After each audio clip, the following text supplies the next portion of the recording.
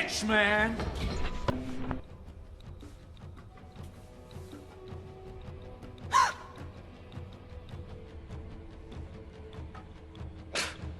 On this episode of On the Set for October Horrorfest, I'm reviewing The Haunting in Connecticut.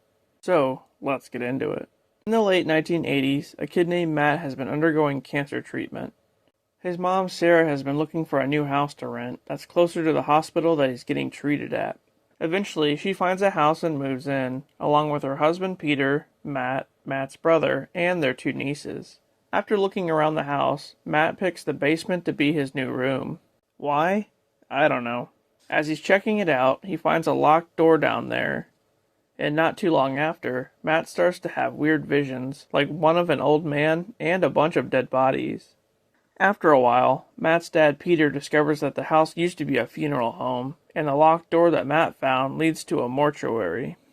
Freaked out about what he's been seeing, Matt talks to a reverend who's in the hospital with him about what's been going on in the house. The Reverend tells him to find out what the spirits in the house are after. Back at home, Matt starts to have more visions, and he's found in the basement scratching at the walls. After that, they find pictures in the house of a kid named Jonah performing some seances. Matt's been seeing visions of Jonah this whole time. A long time ago, the owner of the funeral home was performing seances in the house with Jonah's help. During one of their sessions, everyone involved was mysteriously killed, including the funeral home owner, and then Jonah went missing. The Reverend comes over and looks around the property and finds human remains. Yeah, at this point, I would probably just move. A little bit later on, Matt has another vision of Jonah, and we learn what happened to him. He was locked inside the incinerator in the mortuary by one of the spirits, and he was burned alive. Ouch. After that, Matt starts breaking down the walls in the basement and finds a bunch of bodies that the funeral home owner hid there. He tells the others to leave before he sets the bodies on fire.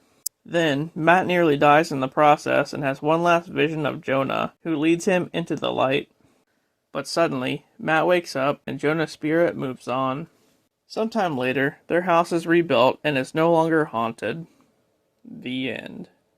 How creepy would it be to live in a house that used to be a funeral home? Yeah, no thanks.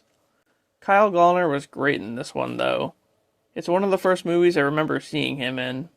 But also, this one had a really good plot. It's actually one of the cases the Warrens worked on, even though they weren't mentioned in the movie.